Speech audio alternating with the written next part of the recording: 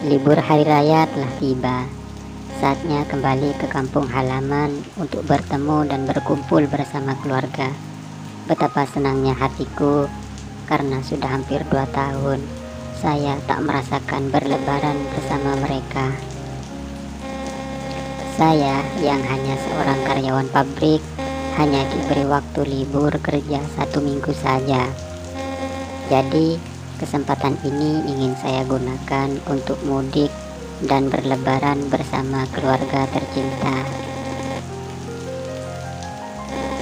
Mudik tahun ini saya ditemani adik sepupuku, namanya Tania. Dia baru saja lulus SMA dan masih berumur 19 tahunan.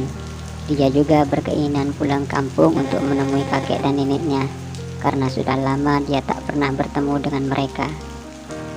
Kami berdua sama-sama naik bus, sedangkan ayah dan ibunya harus merelakan naik motor bersama adik kecilnya.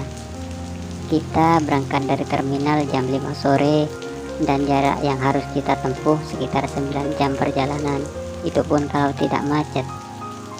Saya dan Tania mendapat jatah kursi di belakang yang bersebelahan dengan toilet bus, dan fasilitas yang diberikan PO bus itu membuatku betah di atas bus. AC-nya dingin, juga tersedia wifi gratis. Dalam perjalanan itu kita saling sibuk dengan HP masing-masing. Tania asyik chattingan dengan temannya, sedang saya sibuk dengan game onlineku, dan kita saling tak sapa. Mungkin karena kita sudah lama tak bertemu. Sesekali saya bertanya padanya, "Kamu nggak ngantuk, Tan?" Tanyaku. "Enggak, Mas, cuma kepala terasa pusing aja," katanya. "Ya udah, istirahat aja dulu, ini masih jauh kok." Dia pun mematikan HP-nya dan bersandar ke kaca jendela bus. Melihat Tania saat itu, saya termasuk heran dengannya. Penampilannya berubah drastis. Gaya bicara dan baju yang ia kenakan pun agak kekota-kotaan. Saya pun memaklumi karena ia hidup dan bergaul dengan teman-temannya di kota. Namun menurutku kurang pantas sajalah, karena kita akan bertemu dengan orang-orang kampung yang mayoritas berpakaian dan berpenampilan sopan. Sehingga malam itu saya dibuat kebingungan memikirkan Tania. Separuh perjalanan pun mulai dilewati. Jam menunjukkan pukul 11 malam. Saya yang saat itu ketiduran harus bangun karena Tania memanggil namaku. Rupanya Tania mulai kedinginan dan menggigil karena AC di bus itu sangatlah dingin. "Mas, saya nggak kuat, kepalaku pusing, sepertinya aku mual. Apa yang harus aku lakukan, Tan?" tanyaku. "Tolong pijitin pundakku, Mas," mintanya. "Baiklah," kataku sambil mengambil minyak angin. Perlahan Tania mulai merasa enakan. Tadinya saya lihat mukanya sangat pucat, tapi setelah beberapa saat saya pijat, raut mukanya mulai kembali cerah dan mulai terlihat semangat. "Terima kasih ya, Mas." "Ya, sama-sama." Sejak saat itu saya mulai mengajak Tania ngobrol agar tak terasa pusing dan mual lagi. Dengan ditemani sebotol air mineral dingin dan beberapa snack yang sengaja saya bawa untuk sekedar menahan rasa lapar di perjalanan. "Tan, kamu udah punya pacar belum?" gurauku padanya. "Belum, Mas. Emang kenapa?" tanyanya kembali. "Nggak apa-apa sih, kamu kan cantik, masa nggak ada yang mau?" "Habisnya mau gimana lagi, Mas? Aku lebih senang begini kok." Dalam pikiranku, seandainya dia bukan sepupuku, sudah pasti aku mau jadi pacarnya.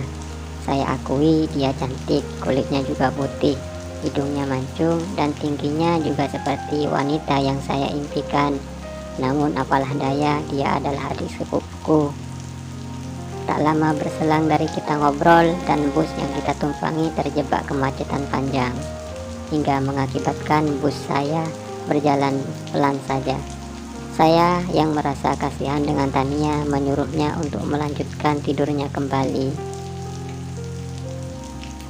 Namun kini dia meminta untuk bersandar ke bahuku. Mas, aku numpang bersandar di bahumu ya. Ya udah nggak apa-apa, asal membuatmu nyaman saja. Dengan diselimuti jaket tipisku, dia tidur dengan lelapnya. Nampaknya hangatnya jaketku tak mampu menahan dinginnya AC, hingga Tania kembali menggigil dan meminta untuk tidur di pahaku. Mas, aku kedinginan, boleh ya tidur seperti ini? Silakan saja jika kamu mau, Tan. Saya merangkulnya dengan erat agar Tania bisa mendapatkan kehangatan sehingga merasa pulas tidurnya.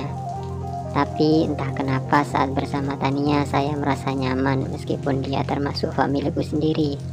Padahal sebelumnya saya tak pernah sedekat ini dengan seorang wanita.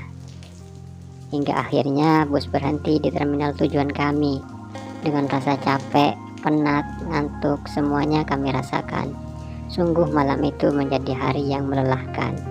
Perjalanan yang seharusnya ditempuh 9 jam malah molor menjadi 11 jam. Kita melanjutkan kembali perjalanan menuju rumahku. Mas, saya numpang istirahat di rumahmu dulu ya. Badanku terasa nggak enak. Sepertinya aku mau angin, katanya.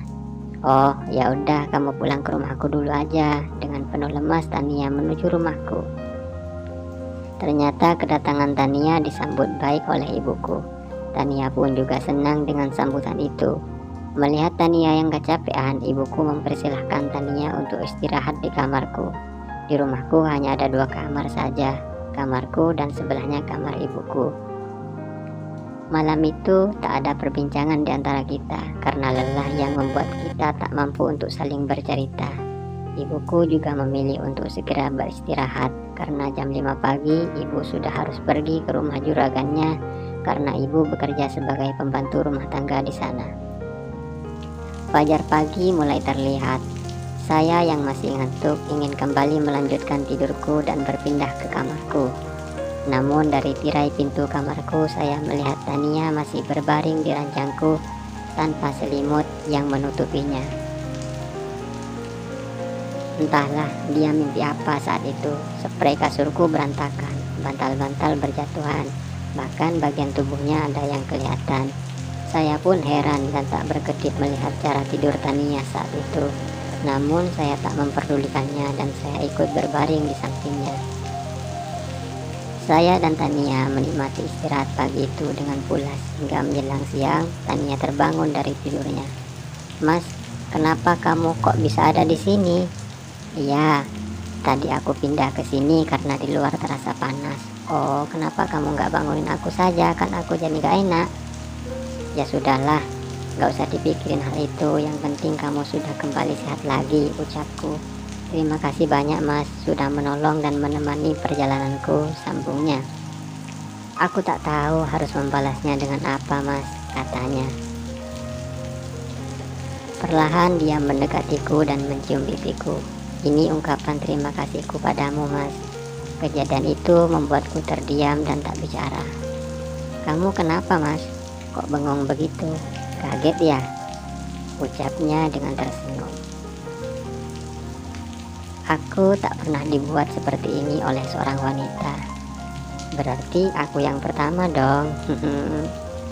Kamu itu lucu ya mas, sudah dewasa tapi belum pernah pacaran, guraunya padaku. Mana ada wanita yang mau denganku Tan, kataku.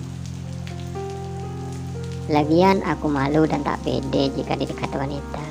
Oh itu masalahnya. Sini biar saya ajari. Ah kamu ini bisa aja. Aku serius mas. Sejak saat itu Tania mengajariku pacaran dan bagaimana cara merayu wanita agar jatuh hati padaku. Bahkan Tania mengajariku saat bersama wanita pujaanku. Dan itu semua Tania praktekkan bersamaku siang itu juga. Tapi kenapa seolah-olah Tania merasakan getaran yang sama saat mempraktekannya bersamaku. Ia seperti terbawa arus dan membawaku ke dunia fantasi. Aku tak menyangka hal itu akan terjadi di antara kita. Kamarku menjadi saksi bisu saat aku bersamanya.